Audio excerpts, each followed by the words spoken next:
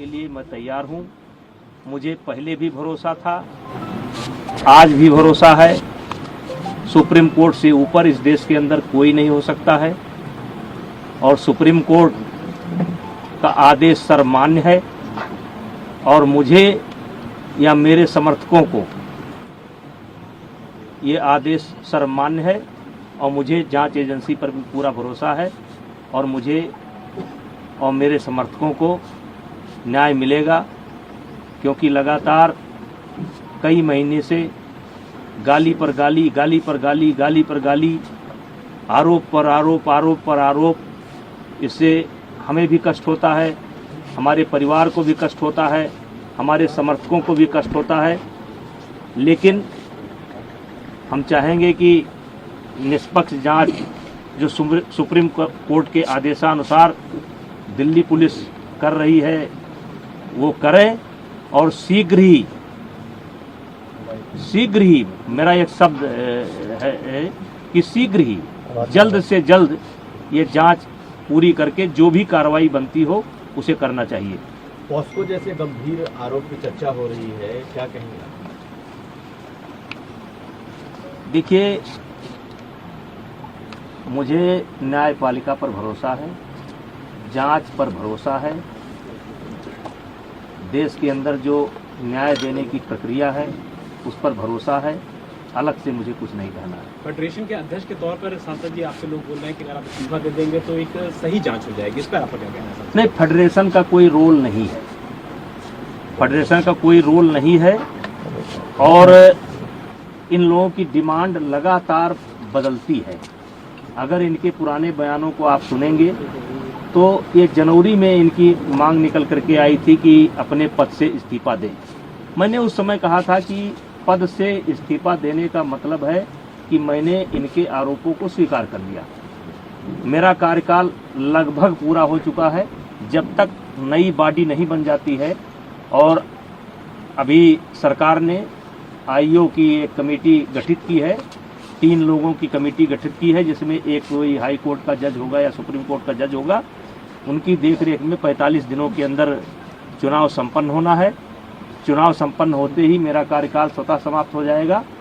इस्तीफा कोई इतनी बड़ी चीज नहीं है, लेकिन अपराधी बनकर नहीं, अपराधी बनकर के नहीं, मैं अपराधी नहीं हूँ। और इनकी डिमांड लगातार बदल रही है। अगर इनके बयान को आप सुनेंगे तो लगातार ये देखेंगे कि ये हर रोज एक नया मुद्दा लेकर के आ जाते हैं। इन्हीं के कहने पर जांच कमेटी बनी, इन्हीं के कहने पर एक व्यक्ति ऐसा है जिसको जांच कमेटी में शामिल नहीं होना चाहिए था, उसको भी सरकार ने शामिल किया। मुझे आपत्ति करनी चाहिए थी, मैंने कोई आपत्ति नहीं की। जांच कमेटी की रिपोर्ट लगातार इनके पास पहुंच रही थी। कौन कौन खिलाड़ी क्या क्या बोला, लगातार डे बाई डे इनके पास पहुंच रही थी। इनको जब आभास हो गया कि जांच कमेटी में कोई आरोप सिद्ध नहीं हो रहे हैं तो इन्होंने कमेटी के सार्वजनिक होने का इंतजार भी नहीं किया और ये सुप्रीम कोर्ट चले गए और एक कोई नया मामला लेकर के भी गए हैं और सुप्रीम कोर्ट में नया मामला लेकर के गए हैं और इन्होंने जिन बच्चों को पहले पेश किया है, कोई नाबालिग मैं नहीं जानता, एक ऐसा हवा में निकल करके आ रहा है कि उसमें से कोई नाबालिग है। तो मेरा सवाल यह है कि उसको जांच कमेटी के सामने क्यों नहीं पेश किया गया। और मैंने एक ऑडियो दिया है जिसमें एक खिलाड़ी, मैंने एक ऑडियो दिया है जिसमें धरने पर बैठा हुआ एक खिलाड़ी किसी लड़की से कह रहा है कि किसी भी लड़की का इंतजाम कर दो, किसी भी तरीके से इंतजाम कर दो। मतलब ये 4-4 महीना मेरे खिलाफ लोगों को उकसाएंगे, भड़काएंगे, सबूत इकट्ठा करेंगे और फिर 3 महीने बाद एक ले जा करके फिर किसी न किसी को पेश कर देंगे। चलिए, मुझे उस पर भी कोई आपत्ति नहीं है, ये काम जांच एजेंसी का है, वो जांच एजेंसी अब काम करेगी। लेकिन हमने तो लगातार सरकार के फैसले का सम्मान किया और ये लगातार इसका उल्लंघन कर रहे हैं। रोज रोज ये नई डिमांड लेकर के आ जा रहे हैं। अब जांच एजेंसी की रिपोर्ट सार्वजनिक होने का इनको इंतजार करना चाहिए। फिर ये धरने पर बैठ गए। अब धरने पर बैठ गए। पहले इनकी मांग थी FIR की जाए, चलिए भाई इनकी मांग स्वीकार हो गई, अब FIR हो गई।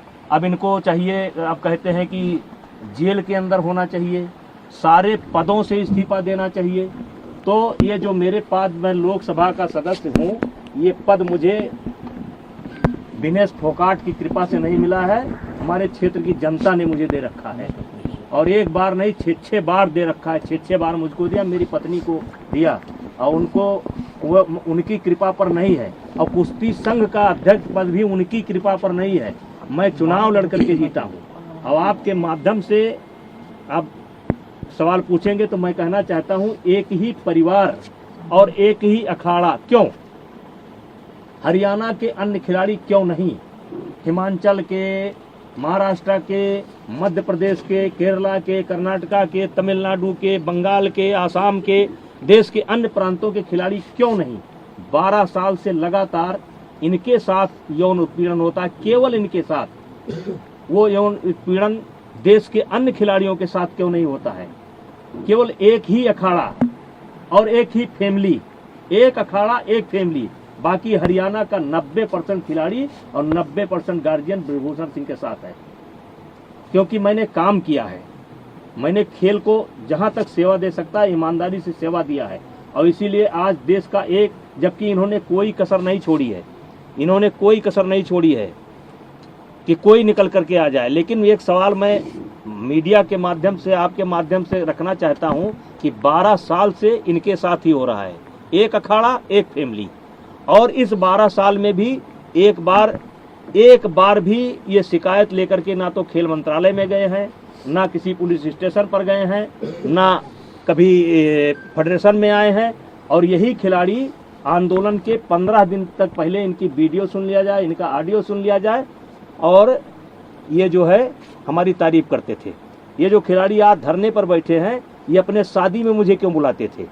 फिर जोड़े में होकर के मेरा फोटो क्यों लेते थे? मेरा आशीर्वाद क्यों लेते थे? लेकिन मैं एक संवैधानिक पद पर हूँ, मेरी एक बोलने की मर्यादा है, उस मर्यादा के तहत मैं बोल रहा हूँ। अब मामला सुप्रीम कोर्ट के पाले में है, दिल्ली पुलिस के पाले में है, जो भी निर्णय करेगी हम मुझे उसे इस साजिश के पीछे कौन लोग हैं? सांसद जी, साजिश के पीछे कौन लोग हैं? आखिर आपको इसके पीछे क्या दिखता है? कौन है वो एक फैमिली, एक अखाड़ा, और इसके पीछे कौन है? का नाम क्या है? देखिए, मैं शुरू से कह रहा हूँ कि इसमें एक उद्योगपति का हाथ है, कांग्रेस का हाथ है। मैं शुरू से इस बात को बोल रहा हूँ। एक उद्योगपति, मैंने नाम नहीं बोला है कौन सा उद्योगपति, देश के कुछ उद्योगपतियों का इसमें हाथ है जिनको मुझसे कष्ट है, और कांग्रेस का हाथ है। शुरू बोला था, और आज दिखाई पड़ गया कि किसका हाथ है। जब इनकी मांग मान ली गई, FIR दर्ज की गई, जांच तरीके से कहिए कि कार्रवाई शुरू हो गई, तो तब आप क्यों नहीं जा रहे हैं? अब क्यों मोदी जी के खिलाफ बोल रहे हैं? अब क्यों खेल मंत्रालय के खिलाफ बोल रहे हैं? अब क्या जरूरत है? पप्पू यादव को बुलाने की क्या जरूरत है? केजरीवाल को बुलाने की क्या जरूरत है? वो कोई रिटायर गवर्नर है, क्या नाम उसका, सतपाल मलिक को बुलाने की क्या जरूरत है? प्रियंका गांधी जी को तथ्य मालूम नहीं है। जिस दिन प्रियंका गांधी जी को तथ्य मालूम होगा कि दीपेंद्र हुड्डा ने कहां ला करके मुझे फंसा दिया, उस दिन उनको मालूम पड़ेगा। ये जांच की रिपोर्ट आएगी तब उनको मालूम पड़ेगा गलत जगह पर फंस गए। आज जो कांग्रेस की दुर्गति हो रही है ना, इसीलिए हो रही है। कभी वो सर्जिकल स्ट्राइक पर सवाल उठाएंगे, कभी एयर स्ट्राइक पर सवाल उठाएंगे, कभी कोरोना पर सवाल उठाएंगे। अब पूरा मामला पता नहीं क्या जंतर मंतर पहुंच गए। जांच का इंतजार कर लेते, दिल्ली पुलिस की रिपोर्ट का इंतजार कर लेते, तब जंतर मंतर पहुंचते। राजनीतिकरण हो रहा है, आम आदमी पार्टी पहुंच रही है। ये राजनीतिकरण शुरू से, मैं तो फर्स्ट डे से कह रहा हूं कि ये खिलाड़ियों का धरना नहीं है, ये कुछ षड्यंत्रकारी लोग हैं जो हमारी पार्टी को नुकसान पहुंचाना चाहते हैं, जिसमें मुझे मोहरा बना रहे हैं। यानी कि निशाना जरूर आपके ऊपर है, लेकिन लक्ष्य दूसरा है कोई नहीं। निशाना हमारे ऊपर है, हम बहाना है, निशाना और है, और निशाना आ रहा है। आज देख लिए, जैसे जांच कमेटी पर आपने कैसे सवाल खड़ा कर दिया।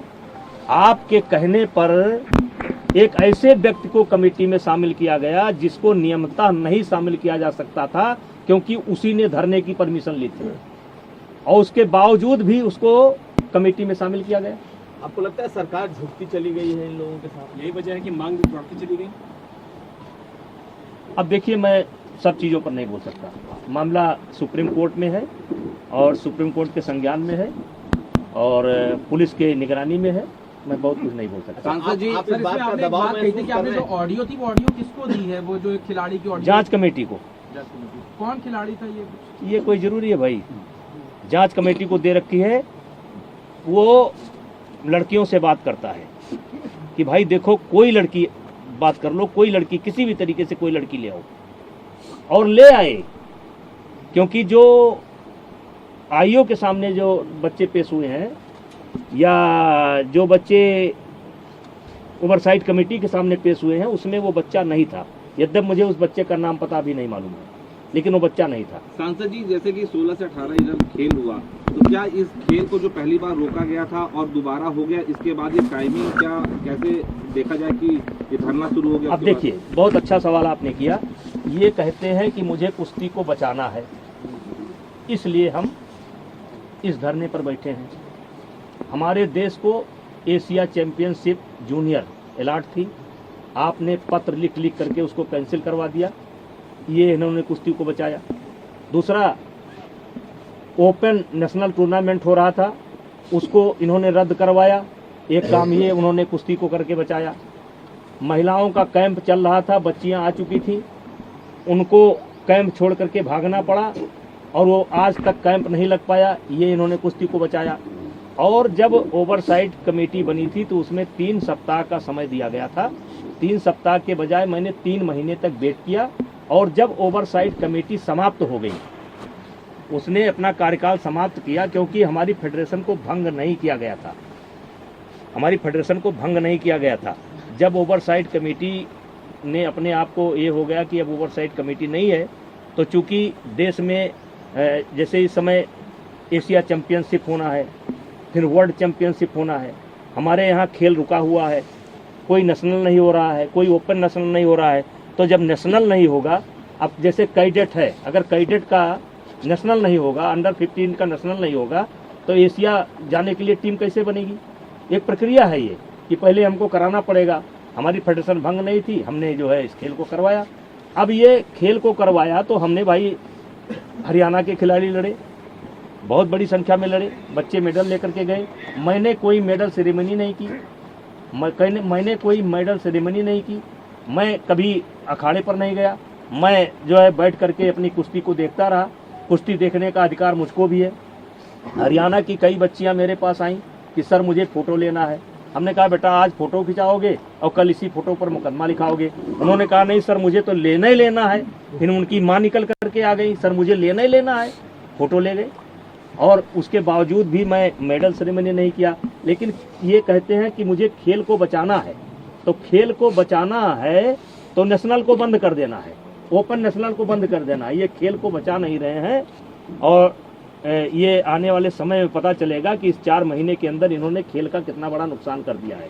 सांसद जी, इंटरनेशनल लेवल के खिलाड़ी नेशनल में भाग लेना नहीं चाहते थे। आप चाहते थे कि जो उत्तर प्रदेश के खिलाड़ी हैं, दूसरे राज्यों के खिलाड़ी हैं, वो भी भाग लें ताकि एक्चुअल जो खिलाड़ी अच्छा परफॉर्म कर रहे हैं वो आगे निकाल सके। क्या एक ये भी बड़ा कारण है जिसकी वजह से वो लोग जो समय धरने में बैठे हुए हैं, आपके खिलाफ बैठे हुए हैं? देखिए, एक समय ऐसा था कि टीम कहीं की हो, खिलाड़ी हरियाणा के रहते थे, मैंने उस पर प्रतिबंध लगाया। लेकिन मैंने प्रतिबंध लगाया कि हरियाणा का खिलाड़ी अपने ही राज्य से खेलेगा।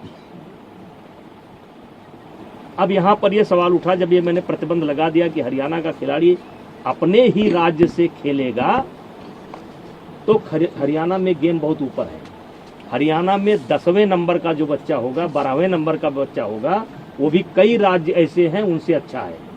तो अगर हरियाणा को टोटल हम ब्रेक कर देंगे कि एक खिलाड़ी हिमाचल से ही खेलेगा, एक आसाम से खेलेगा, एक ही हरियाणा से खेलेगा, तो इससे हरियाणा का यानी कि खेल का बहुत बड़ा नुकसान होगा।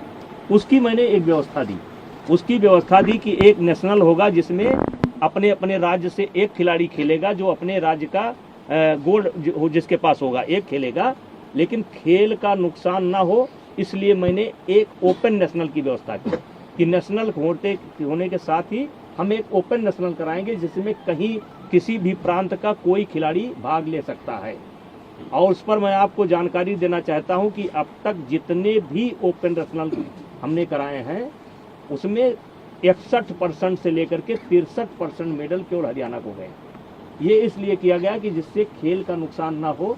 अगर हम एक ही खिलाड़ी खिलाएंगे और हरियाणा का खिलाड़ी, अब हरियाणा का खिलाड़ी भी जब अन्य राज्यों से खेलता था तो पैसा दे करके खेलता था, चोरी से खेलता था, गलत सर्टिफिकेट बना करके खेलता था, रहता था हरियाणा का, कहता था मैं झारखंड का हूँ, मैं उत्तराखंड का हूँ। वो सब व्यवस्था मैंने समाप्त किया और खेल का नुकसान ना हो इसलिए मैंने एक ओपन नेशनल जिसमें कोई भी लड़ सकता है उसकी व्यवस्था दी, जिससे हमारा खेल कायम है।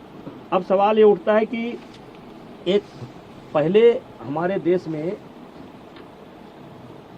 ओलंपिक के लिए यदा कदा कोई जो है मतलब क्या कहते हैं कोटा लेकर के आता था। तो उस समय हमारे यहाँ नियम था कि जो खिलाड़ी अपना कोटा लेकर के आएगा वही खेलने के लिए जाएगा। आपको याद होगा कि नरसिंह यादव वर्ल्ड चैंपियनशिप में के माध्यम से ओलंपिक में क्वालिफाई किए थे और सुशील कुमार जो डबल 2 मेडल जिनको लगातार थे उन्होंने मांग की थी कि इनका ट्रायल कराया जाए। लेकिन उस समय हमारा जो नियम था कि जो क्वालिफाई करके आया है वही जाएगा। तो इसलिए नाते एक बहुत बड़ा विवाद हुआ और अंतोगत्वा सुशील कुमार और नरसिंह यादव का ट्रायल नहीं हो पाया। इस बार के ओलंपिक में मैंने महसूस किया कि इस व्यवस्था में परिवर्तन की ज़रूरत है, क्योंकि कई देश में ये व्यवस्था चल रही है। क्योंकि मान लीजिए कोई रेसलर है जिसने क्वालिफाई किया और वो उसको हल्की फुल्की चोट आ गई या उसकी थोड़ी तबीयत खराब है, तब भी वो नहीं बताता है कि हमारी तबीयत खराब है, तब भी वो नहीं बताता है कि हमको चोट है, क्योंकि मेडल नहीं आएगा तो ओलंपियन कहे जाएंगे। और कई देशों का अध्ययन करने के बाद और इन खिलाड़ियों से भी बात करने के बाद और कोचों से बात करने के बाद एक कमेटी बनाई गई और उस कमेटी ने ये फैसला किया कि अब ओलंपिक में कोई भी अगर क्वालिफाई करके आता है तो हम सीधे उसको, क्योंकि वो कोटा खिलाड़ी का नहीं होता है, कोटा देश का होता है, वो कोटा देश के नाम होता है कि भारत का कोटा है। तो हमने एक व्यवस्था दी, हमने क्या मतलब सारी कमेटी ने मिलकर के एक व्यवस्था दी कि इनको ट्रायल देना पड़ेगा। अब ट्रायल कैसे होगा? तो ट्रायल ये होगा कि पहले जो कैंप के खिलाड़ी हैं उनका आपस में ट्रायल होगा और जो उस समय फर्स्ट आएगा 4-6 दिन के बाद हफ्ता व्यवस्था दी जाएगी। 1 हफ्ता के बाद जो देश में फर्स्ट आता है और जो क्वालिफाई करके आया उसके बीच में इनका एक मुकाबला होगा। अगर जो क्वालिफाई करके आए हैं अगर ये उस बच्चे को हरा देते हैं तो इनका कोटा कंफर्म हो जाएगा। बाई चांस ये कुश्ती हार जाते हैं तो चूंकि ये क्वालिफाई करके आए हैं तो 15-20 दिन के बाद इनको एक मौका और मिलेगा उस बच्चे को हराने को। अगर कोई नया बच्चा आता है तो पहले उसको देश के बच्चों को हराना होगा, फिर इनको 2 बार हराना होगा। अगर 2 बार इनको हरा लेगा तो उसको वो जाएगा। इसका भी इन लोगों को विरोध है और मेरा मानना है कि ये पॉलिसी हम सही लेकर के आए, दुनिया के कई देशों का अध्ययन करके लाए। एक समय था जब भारत को यदा कदा कोटा मिलता था, आज इन खिलाड़ियों का भी मेहनत है, उनके गार्जियन का मेहनत है, उनका कोच का मेहनत है, लेकिन थोड़ा सा मेहनत फेडरेशन का भी है, थोड़ी सी मेहनत फेडरेशन का भी है कि आज दुनिया के जो टॉप 5 टीमें हैं उसमें से लड़कियों की टीम भारत की एक है। अभी डाउन हुई है, थोड़ा 3-4 महीने का असर पड़ा है। मतलब जहां हमको कोई संज्ञान में नहीं लेता था वहां हम टॉप 5 में पहुंचे हैं और कई टूर्नामेंटों में, वर्ल्ड के टूर्नामेंटों में भारत की चैंपियनशिप बनी है, 2-3 स्थान पर है। तो उस पॉलिसी को लेकर के भी उनको दिक्कत है। इनका कहना है कि मैं ओलंपियन हूं तो मैं सबके साथ ट्रायल नहीं करूंगा, सबको लड़ा दो और सबको थका दो, बाद में उसी दिन मेरी एक कुश्ती उससे करा दो, बाद में उसी दिन मेरी एक कुश्ती इनसे करा दो जिससे मैं जीत करके चला जाऊं। मैंने कहा नहीं, अब आपको कैंप में रहना है तो नेशनल लड़ना पड़ेगा, अगर नेशनल नहीं लड़ पाए तो ओपन नेशनल लड़ना पड़ेगा ओपन नेशनल नहीं लड़ पाए तो आप मेडिकल दिखाइए कि आप क्यों नहीं लड़ पाएंगे, नहीं तो आपको कैंप में नहीं रखा जाएगा। और जब भी ट्रायल होगा तो आपको बाकी बच्चे जैसे कुश्ती करते हैं वैसे आपको जीत करके जाना पड़ेगा, आपको कोई अलग से वरीयता नहीं दी जाएगी। इस बात से लोग नाराज हैं। नेताजी वो बिजनेसमैन कौन है जो आप उद्योगपति का जिक्र कई बार हो रहा है सांसद जी। चंचल जी हैं, चंचल जी बोल रहे हैं। सर आपको आप दबाव में महसूस कर रहे हैं जिस तरीके का आरोप लगा हुआ है? नहीं, मैं बिल्कुल दबाव में नहीं। क्या आपको लग रहा है मेरे चेहरे पर कोई शिकन दिखाई पड़ रही है? क्या मेरे चेहरे पर कोई शिकन दिखाई पड़ रही है? मुझे उच्च न्यायालय पर और जांच एजेंसी पर पूरा भरोसा है। और मुझे लोगों को नहीं पता है लेकिन मुझे पता है, अपने बारे में मुझे पता है, अपने बारे में मुझे पता है और पूरे देश को पता चलेगा, ये गारंटी देता हूँ। मुझे अपने बारे में पता है और पूरे देश को जब जांच की रिपोर्ट आएगी पता चलेगा कि सच्चाई क्या है। ये राजनीतिक लड़ाई है, इसमें षड्यंत्र है।